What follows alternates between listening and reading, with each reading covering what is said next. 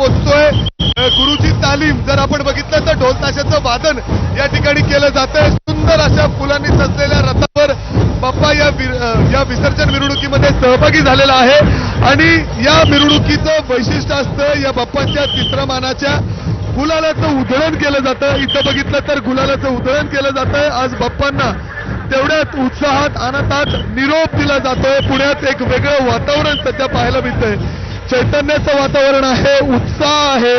हजारो भाविक रस्त्याच्या दुतर्फा बाप्पांच्या सुंदर अशी मिरवणूक बघण्यासाठी पोहोचलेले आहेत. हे सुंदर दृश्य डोळ्यात टिपण्यासाठी आणि ढोल ताशाचं वादन या ठिकाणी केलं जातं. पुण्यामध्ये ज्या पद्धतीने एक परंपरा आहे की ढोल ताशाचं वादन आणि त्याचबरोबर जे पारंपरिक वाद्य असतं त्याचं वादन या ठिकाणी केलं जातं आणि मानाचा तिसरा गणपती गुरुजी तालीम या ठिकाणी आपण बघतोय जो सुंदर अशा फुलांनी सजलेल्या रथावर विराजमान होऊन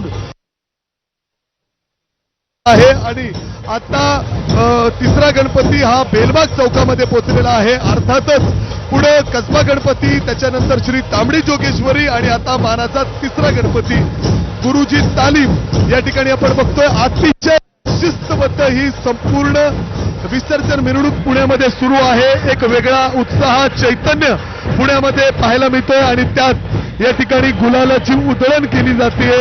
एक वेगळं वातावरण या ठिकाणी तयार झालेलं आहे. ढोल ताशाच्या गजरात प्रत्येक जण या ठिकाणी ठेका धरायचा प्रयत्न करतोय. लहान असो, मोठा असो, वयोवृद्ध असो, प्रत्येक जण या विसर्जन मिरवणुकीमध्ये सहभागी होत असतात आणि तेच दृश्य सध्या पुण्यामध्ये पाहायला मिळतोय.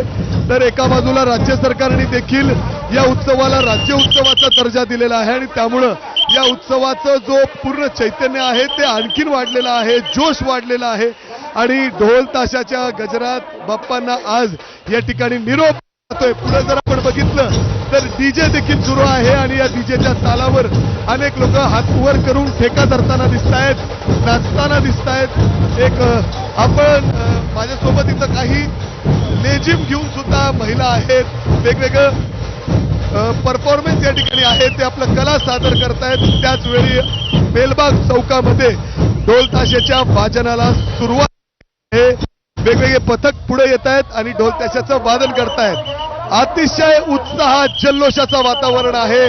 गुलालची उधळण त्या ठिकाणी सुरू आहे. जर आपण बघितलं तर गुलाल उधळला जातोय. मी तुम्हाला सांगत होतो मानाचा तिसरा गणपती गुरुजी तालीम याचं वैशिष्ट्य आहे की हे गणपती बाप्पा मंडळाकडून गुलालची उधळण केली जाते. आपण बघतोय गुलाल उधळला गेलेला आहे. संपूर्ण रस्ता हा गुलालमय झालेला आहे. प्रत्येकाच्या चेहऱ्याला, कपड्यांना या ठिकाणी गुलाल लागलेला आहे आणि याच उत्साहात, जल्लोषात बाप्पांना पुण्यात निरोप दिला जातोय.